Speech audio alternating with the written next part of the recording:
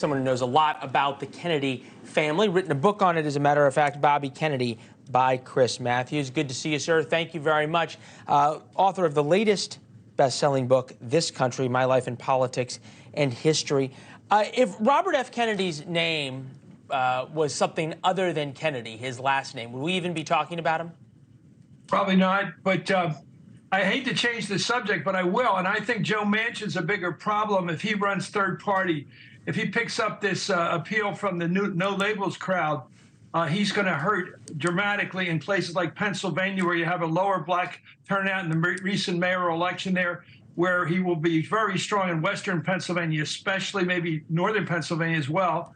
And he'll have great strength in Arizona. Look, there are people that think Biden is too old. There are people that think he spends too much money. And along comes Joe Manchin, a Democrat. If he runs in this three-way race, which could be a three-way race, it'll be very damaging to Biden, and I think he shouldn't do it. All right, so that would be it. You can't be a spoiler unless you're running a three-way race. You're only a spoiler if you're running the primary, you lose. That's how that works. You just lose. No, I get that. I'm just thinking about the primary, at least for the moment, in terms of at what level RFK is going to become something of a distraction for the White House. At what point will the press have to cover him? And I say that right now. Presidential nomination percentages on the Democratic side: 59.3% Biden, 16.8% Robert Kennedy, and Marianne Williamson at almost 7%, which is saying something that people are saying her name. But you think about the 1980 DNC results, a convention you remember, Democratic National Convention in 1980, Jimmy Carter, 51.1% of the popular vote. Teddy Kennedy, 37.6%. Teddy Kennedy didn't win the nomination, but it was more than enough to wound Carter. Can RFK wound Joe Biden? Well, I think a better example might be Pat Buchanan from '92 when he challenged the older Bush. That certainly did a lot of damage with his sort of call to the old-time religion, if you will. A frightening display in Houston.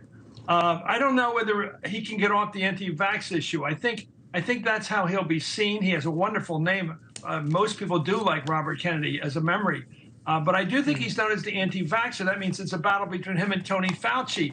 I really don't think it's a presidential campaign at this point. All right.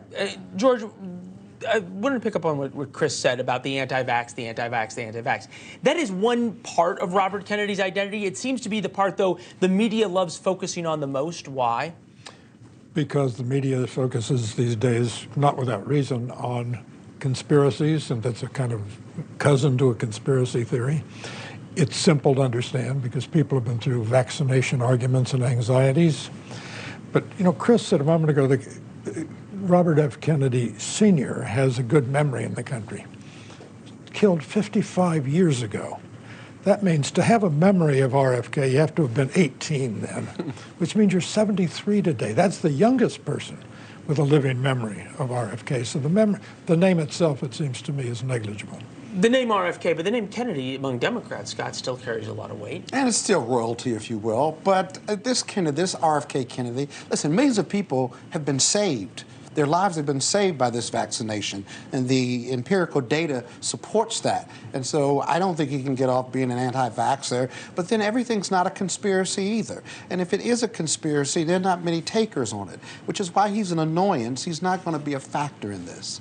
Okay, man. Yeah, the thing I find interesting, though, yes, they're talking about the vaccine, but I think the message is broader than that. It really is the media and the government are working against you. And even when he had his interview with ABC News, they said, we're not going to show you the interview because he talks about vaccines. And then when you think about all the things that we were not allowed to say during COVID, and lockdowns will slow the spread, and it definitely came from a wet market, he picks up on that. No, he picks up on a distrust of the narrative and of sort of the accepted and allowed discussion, and then it goes. I want to bring Chris back in real quick. Chris, you made an interesting point about Joe Manchin being the spoiler if he goes on a third-way ticket.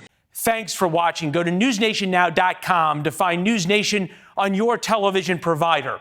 And don't forget to subscribe. Click the red button to get more of NewsNation's fact-driven, unbiased coverage.